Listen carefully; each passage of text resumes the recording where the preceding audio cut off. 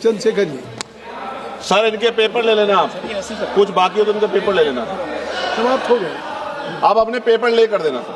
मंत्री जी से आके मिल लो। क्या धन्यवाद। 5 मिनट हो गए। हनुमान जी इधर आ जाओ, बात कर लेंगे। टाइम जा रहा है। धन्यवाद सभापति जी। विकसित भारत गारंटी फॉर रोजगार एंड आजीविका मिशन ग्रामीण पर मैं अपनी गंभीर आपत्ति और सुझाव रखना चाहता हूं। सबसे पहले तो मैं स्पष्ट करना चाहता हूं, ग्रामीण रोजगार गारंटी कोई सरकारी दया नहीं, यह इस देश के गरीब, मजदूर और वंचित वर्ग का कानूनी और संवैधानिक अधिकार। इसी अधिकार को पहले महात्मा गांधी राष्ट्रीय ग्रामीण रोजगार गारंटी अधिनियम के माध्यम से मान्यता दी गई थी, लेकिन आज सरकार उस कानून को हटाकर एक नई योजना ला रही और निधि का जो बंटवारा केंद्र राज्य में 60 और 40 का है। माननीय सभापति जी, आप भी उत्तर प्रदेश से आते हैं, मैं भी। उत्तर प्रदेश सरकार पे 8 लाख करोड़ का कर्ज है, हर नागरिक पे 31,000 का कर्ज। ऐसे में क्या राज्य इसको आगे बढ़ा पाएगा? सभापति जी, सरकार कह रही है कि अब 100 दिन की जगह 125 दिन का रोजगार गारंटी दी जाएगी। ये सुनने में तो अच्छा लगता है, लेकिन कटाई बुआई के मौसम में 60 दिन काम न देने का प्रावधान इस गारंटी को व्यवहारिक रूप से कमजोर करता है। जिन राज्यों में कृषि एकमात्र विकल्प है, वहां मजदूरों के सामने काम भी नहीं, मजदूरी भी नहीं जैसी स्थिति बनेगी। ग्रामीण भारत में कृषि का संकट, मशीनीकरण, जलवायु आपदाएं तेजी से रोजगार खत्म कर रही है।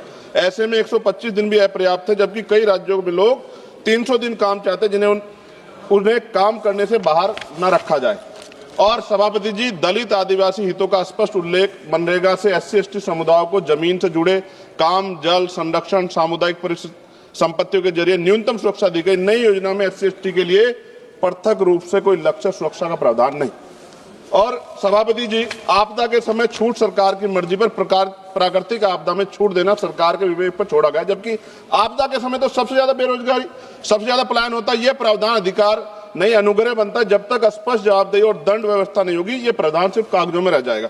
मैं कुछ सुझाव भी दे रहा हूं सभापति जी, मंत्री जी बैठे हैं।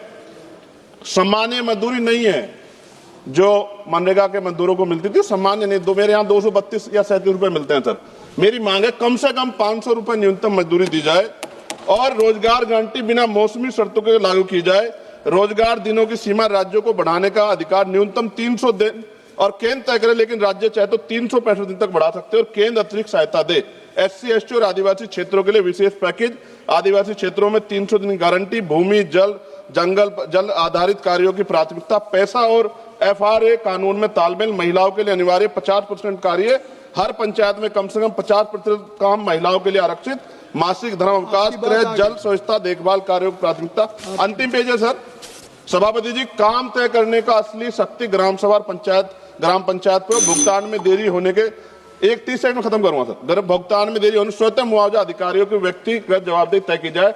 विकसित भारत सिर्फ इमारतों और आंकड़ों पर नहीं बनता, विकसित भारत तब बनता है जब गरीब के हाथ में योजना अधिकार होता है। सभापति जी, माननीय मंत्री जी को मैं कहना चाहता हूं, आप इसका नाम बदल रहे हैं, बहुत सोच समझ के आप कर रहे होंगे, तो मेरी आपसे आग्रह, आप इसका नाम बाबा साहब अम्बेडकर के नाम पे क्यों नहीं कर देते, जिन्होंने संविधान निर्माता है जो, और आपने इसमें जी राम जी जोड़ा है।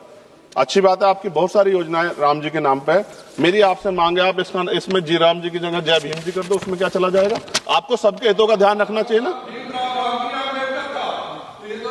मैं तो आपसे जानता हूं कि क्या था, मगर आपने उनके संविधान के साथ किस तरह का हाल कर रखा है, ये भी तो हम लोग जानते हैं। सभापति जी, एक सेकंड भाई, मैं तो सुझाव दे रहा हूं। आप सर शेखर जी, आप चेयर को कहिए। हाँ सर, आपके माध्यम क्यों कहते हैं? नहीं, थैंक यू। आपने 30 सेकंड मांगा था, 1 मिनट सर, ये बीच में बोल के थोड़ा सा वो हो गया। सर मैं खत्म कर रहा हूं 10 सेकंड में। मैं उनको नहीं कह रहा, मैं आपके माध्यम से कह रहा हूं मंत्री जी को, सर ये देश देख रहा है, आप अगर महापुरुषों का अपमान करेंगे तो लोग इसका चुनाव के समय हिसाब करेंगे। मेरी बात को याद। धन्यवाद। जय भीम, जय भारत।